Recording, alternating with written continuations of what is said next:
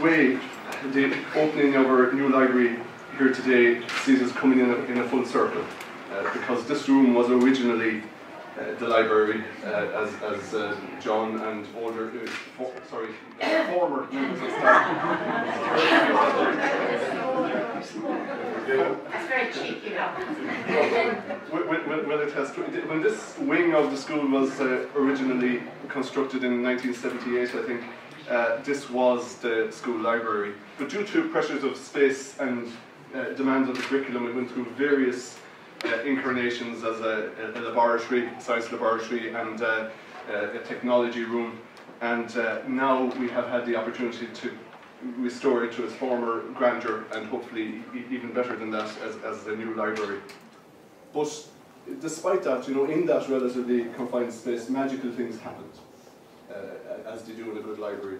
And many students found books that opened up windows to new and exciting worlds, as books enable people to do. And that happened because they had an excellent guide in Carmel Brown, Miss Brown, whose dedication and meticulous organisation and her love of books and leadership and inspiration of the students who worked with her in the library made the PCH library a very pleasant, inviting and stimulating place to be. So today I want to thank Carmel. It's an opportunity at this juncture to thank Carmel for her ongoing work.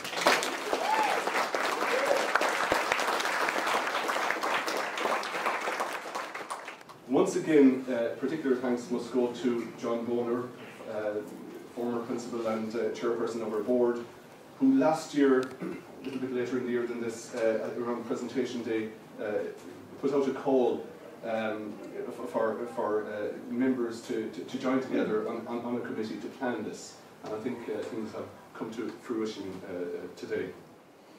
The school will always be grateful to the people who did the grafting and made the vision of a new library a reality.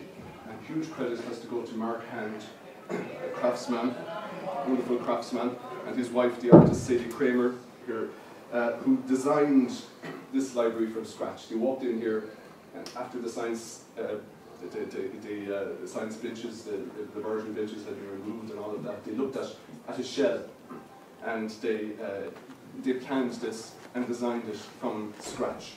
And not only that, but they constructed it. And Mark built all of these shelves, planned all the furnishings, constructed the tables, all of this, from the flooring up to the window blinds, every aspect of it.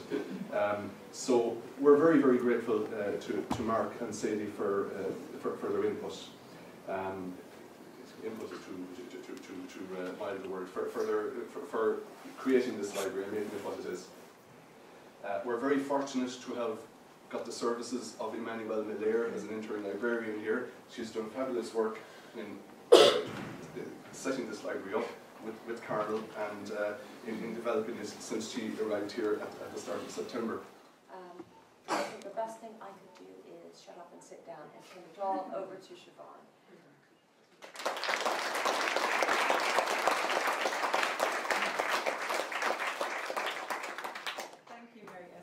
And thank you all for inviting me here. I'm really glad to be here. And you know something, it is so exciting to be in the beginning of a library. It is such a wonderful thing. And you are so lucky, the young people in this room, that you have this space and that you have this library. When I was laureate, I went around the country and Sadie said, when you come and talk to the children, I want you to do your war cry about libraries. That's what I was doing when I was laureate. I was going around advocating for libraries in schools. I think it's so important.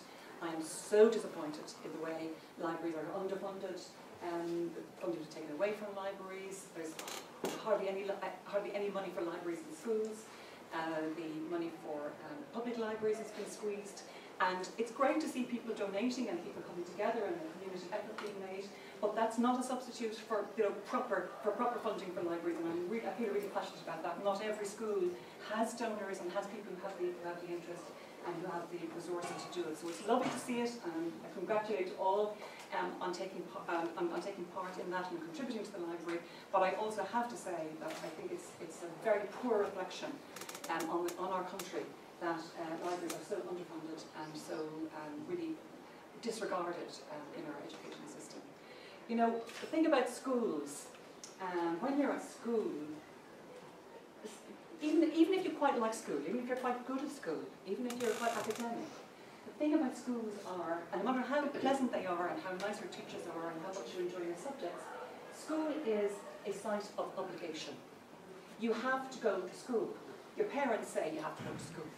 Society says you have to go to school. The government says you have to go to school. You have no choice about it. So you are obliged to go to school. When you get to school, you have to wear your uniform. You have to sit quietly at your desk most of the time. You have to, there are all kinds of rules that you're constantly having to respond to rules and obey rules when you're at school. And even though they might be very good rules and very sensible rules, sometimes you can feel very hedged in at school because of all these rules. You have to do your homework. You have to choose your subjects. You have to study your subjects. You have to do your exams. You have to do well in your exams. Then you've done your exams, you've got to do more exams. You've got to choose more subjects and do another exam. And then you have to get the points. And then you have to go to whatever the next stage is. So you're constantly having to, you're being channeled all the time towards certain goals. And that's a good thing, it has to be done, that's the only way. You can't run a school without rules. I'm not saying we shouldn't have any rules, but I just know that as a child and as a young person in school, you can very often feel quite kind of trammelled by all the rules. But the library in the school is a place where the only rule really is read the books that you like. So the library is not a site of obligation, the library is a locus of freedom. You come into the library and you can choose what you want to read. And you sit down in a corner, you snuggle up, or you sit at a desk, whatever way you like to be, and you read something that you have chosen freely. So that's what I mean by being a locus of freedom. You have the free choice, and no adult can tell you what you should read for pleasure. They can tell you must read this book for your leaving cert, or your junior cert, or whatever it is, your Christmas exams. They can tell you this is on the course, this is the curriculum. But in the library, it's your choice. So the library is a portal to freedom. And when you sit down and you open up a book and you start to read, your mind is free. And that is the best kind of freedom. It doesn't matter that you have to be sitting there in your school uniform or that you have to, obey certain rules. Because when you're reading the book, your mind is totally free. So the library is a portal to freedom. Freedom of the spirit, freedom of the soul, freedom of the emotions, and freedom of the mind. And that's why libraries are so important. And that's why adults and teachers are always banging on about literacy and how important it is that you read. And they're always trying to make you read. But they can't make you read. You have to choose to read, you have to want to read.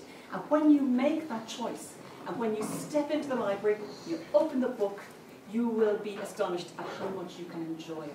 There's lots of things you have to do, but you don't have to read books. You can choose to read a book, and when you make that free choice, you will be liberated. It's like flying. Reading is like flying, because you can go into other worlds and you have a wonderful time. And that's why libraries are so important.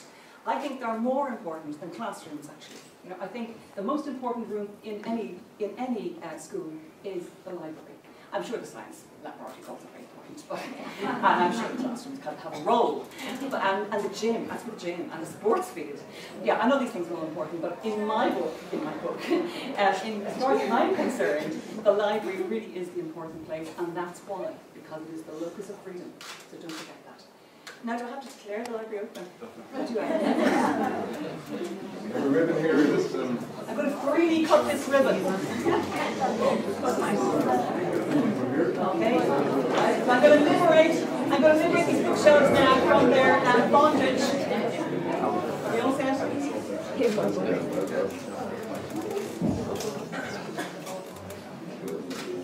And good luck to all who read it hard. I declare this library officially open.